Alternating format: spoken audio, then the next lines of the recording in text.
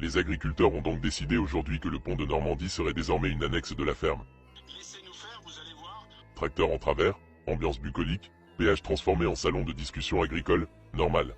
Ce métier devient complètement invivable. Le problème, un petit détail sans importance appelé l'accord Mercosur. En gros, on a eu la brillante idée de dire à nos agriculteurs, travaillez plus cher, avec plus de normes, et regardez arriver tranquillement de la viande produite à l'autre bout du monde, moins chère, moins réglementée, mais chut, c'est pour le libre-échange, forcément, ils sont ravis. Ils veulent nous avoir à l'usure, vous avez vu, on est déterminés. Tellement ravis qu'ils préfèrent bloquer un des ponts les plus importants de Normandie plutôt que d'applaudir. Donc oui, aujourd'hui, des gars en botte vérifient les camions au lieu des douaniers, parce qu'apparemment l'État est occupé ailleurs, probablement à expliquer que tout va bien. Et comme le pont, c'était trop simple, l'idée c'est maintenant de bloquer le port du Havre, histoire de rappeler que quand tu importes à tour de bras, faut parfois t'attendre à ce que ça coince, littéralement. Mais attention, ce ne sont pas des gens en colère.